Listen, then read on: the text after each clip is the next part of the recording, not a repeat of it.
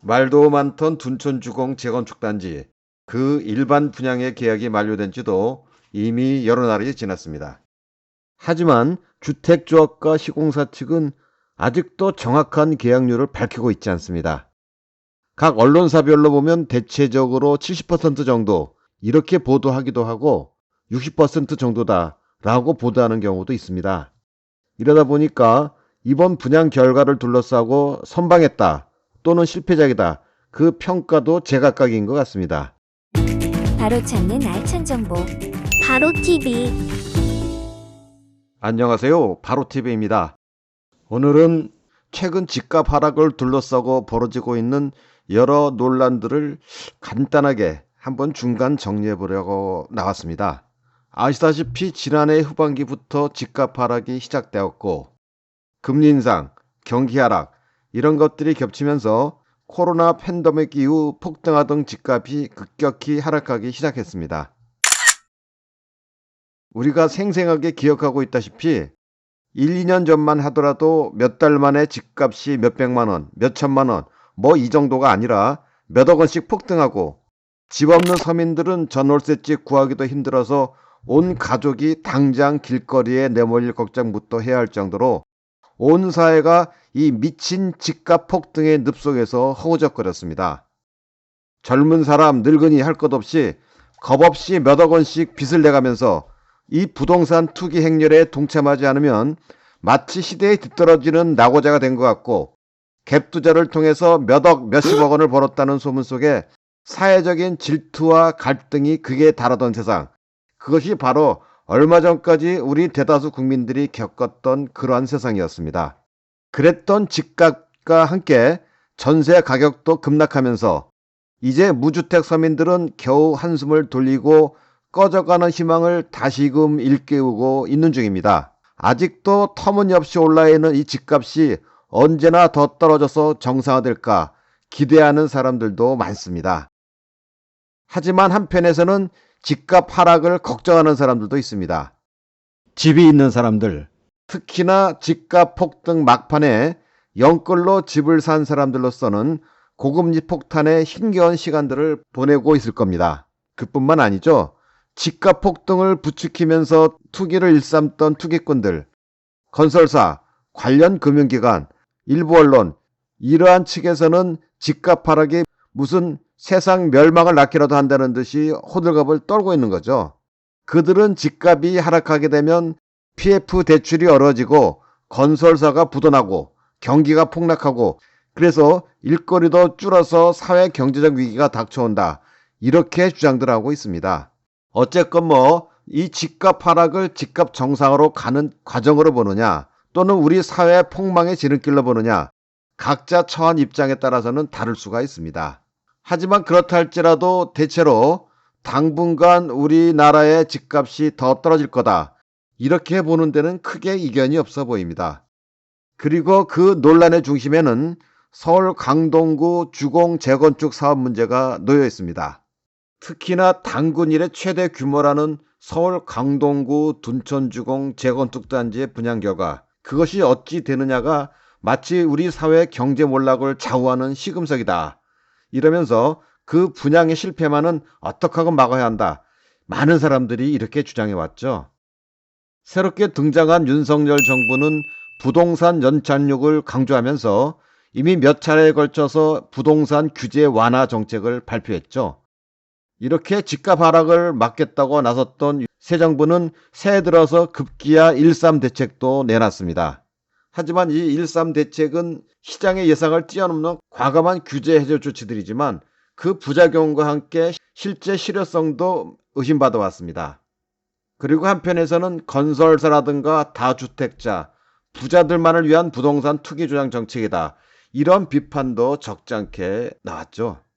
강남 상구와 용산구를 제외하고 모든 지역의 규제 지역을 해제하고 분양가 상한제를 폐지한다. 수도권 전매 제한 조치를 3년으로 단축한다. 분양주택의 실거주 의무를 폐지한다. 그리고 분양가 12억 이하 중도금의 대출 보증도 폐지해버렸습니다. 1주택자가 기존 주택을 처분해야 되는 의무조항도 폐지를 했고요. 무순위 청약이 될 경우는 무주택 요건도 폐지했습니다. 상당히 예상을 뛰어넘는 과감한 조치들을 발표했죠. 게다가 둔촌주공 재건축조합의 PF 대출 상환금 이 7,500억 원의 보증을 승인해 주기까지 했습니다. 이에 발맞춰서 언론에서는 집값 하락세가 멈췄다. 떴다방에 떴다. 그리고 마치 부동산 경기가 되살아나고 있다. 이렇게 호들갑을 떨면서 둔촌주공 분양을 띄웠고 일반 분양 계약일도 보름 동안이나 연장해서 실시했습니다. 이렇게 둔촌주공 일병 구하기 조치다 하는 평가도 나올 만큼 많은 지원이 있었지만 그럼에도 불구하고 결국 이번에 일반 분양 물량 4,768가구 중에서 1,400여 가구는 계약이 이루어지지 못했습니다. 그리고 실제 계약률이 얼마인지도 발표하지 못할 만큼 계약이 저조할 거다. 이러한 주장들도 나오고 있는 거죠. 어쨌건 당초 우려했던 대규모 미분양 사태는 겉으로 볼 때는 아직 발생하지 않고 있고 자금 시장 경색도 피한 것 같습니다. PF 대출 상한 위기는 넘겼다. 이것이 언론에서 주로 나오고 있는 평가 같습니다. 그럼에도 불구하고 어쨌건 분양시장에 반전이 나타나지는 않을 거다 하는 의견은 지배적인 것 같습니다. 이러한 분위기 속에서 고금리 현상은 당분간 계속될 것 같고 이제 역전세난의 문제까지 거론되면서 집값 폭락을 막을 좀 더 과감한 대책들이 필요하다. 이러한 주장들도 고개를 들고 있습니다. 그래서 취득세라든가 양도세의 감면이나 폐지, DSR이라고 불리는 총부채 원리금 상한 정책 폐지, 그리고 미분양 주택을 국가가 과감하게 매입해 주는 것 등등의 조치들이 거론되는 것 같습니다. 하지만 이를 지켜보고 있는 우리 국민들의 마음은 속내가 복잡해 보입니다. 집값이 많이 떨어졌다고는 하지만 최근 몇 년 사이에 폭등한 집값의 문제는 거론하고 있지 않습니다. 과연 현재 이 집값이 바로 2, 3년 전에 집값 폭등의 고통을 잊게 할 만큼 떨어졌는가? 많은 사람들의 마음은 결코 수긍하지 못할 거라고 봅니다. 코로나 사태 전에도 미친 집값이다. 이럴 만큼 집값 폭등의 문제가 심각했던 사실, 세상은 이미 다 잊어버린 걸까요? 거기에다가 이 코로나 사태를 거치면서 집값들이 다시 떡상되었지만 언론에서는 연일 고점 대비 하락한 집값만 거론하고 있고 연일 집값 하락을 걱정하고 있습니다.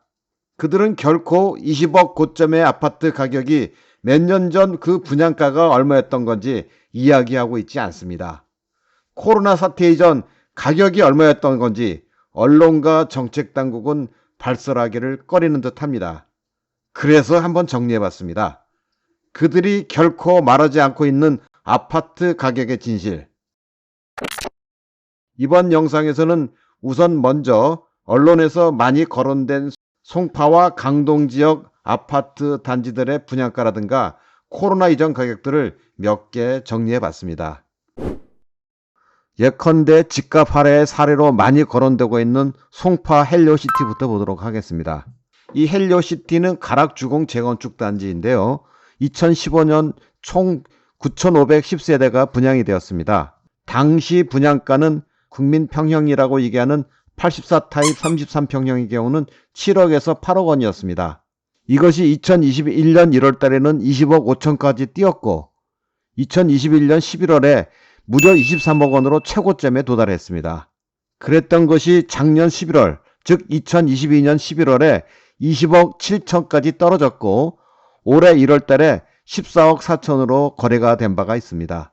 언론에서는 최고가 23억 원에 비해서 올해 1월 18억 5천을 비교해서 20% 하락을 얘기하기도 합니다.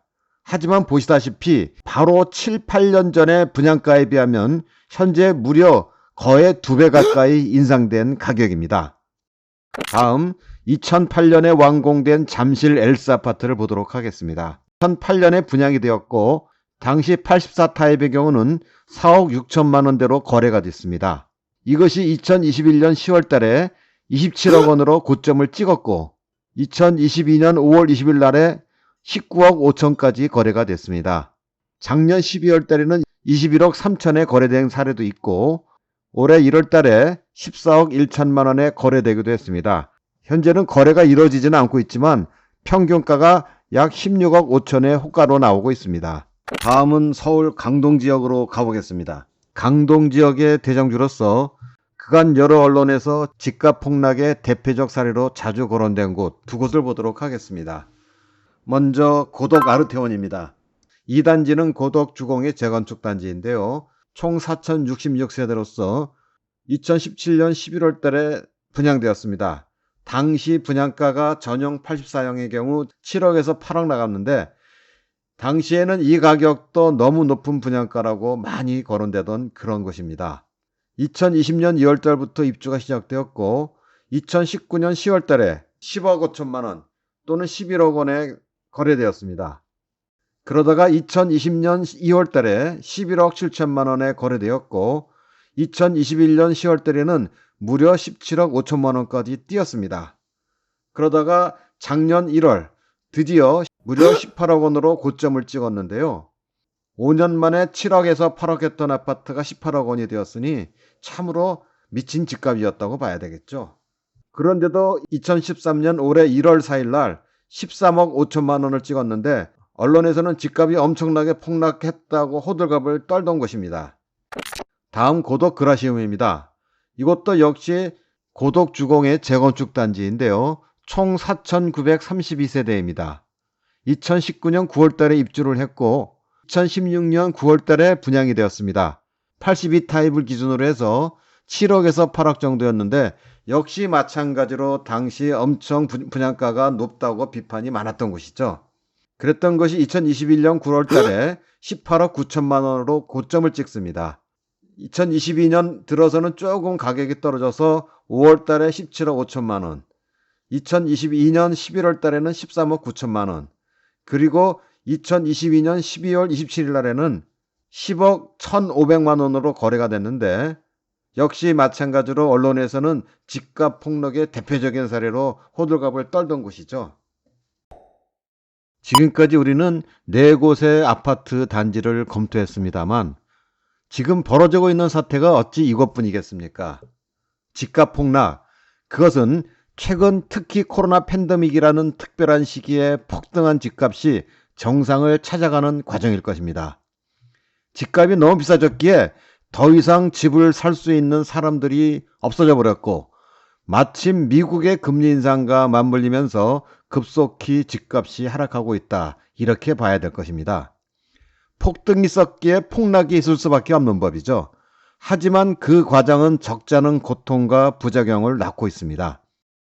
그렇다 할지라도 집값 폭등, 전세값 폭등 이런 것으로 인해 삶의 근본이 송두리째 위협받고 온 국민들의 에너지가 미친 듯이 부동산에 쏠려 들어가서 다른 일을 못할 정도로 온통 부동산에 몰입하면서 많은 부작용을 낳아왔습니다. 기술 인력들은 기술 개발할 시간에 투기에 매달리고 고급 인력들은 미친 집값에 지쳐서 귀국을 포기하기도 하고 청년들은 결혼을 포기하고 출산을 포기하고 그래서 인구 소멸의 위기는 더 커져만 가고 있죠.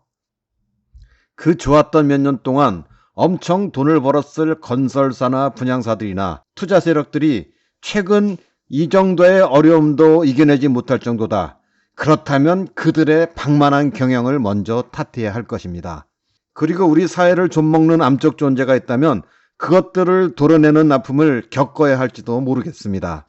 다행이라 할까요? 아니면 조금 오버한다 할까요? 어쨌건 현 정부는 예상을 뛰어넘는 부동산 부양 정책을 펴나가면서 건설사, 다주택자, 부동산 투기 세력들을 지원하고 있습니다. 나라를 책임지는 정책 당국으로서는 불가피한 면도 적지 않을 겁니다. 하지만 부동산 투기와 부동산 폭등 이것으로서 경기 부양을 꾀하려 한다면 더 이상 그런 사회는 희망도 화해와 번영도 기대할 수가 없을 것입니다. 지금까지 바로TV가 조금은 답답한 마음에 말씀드렸습니다.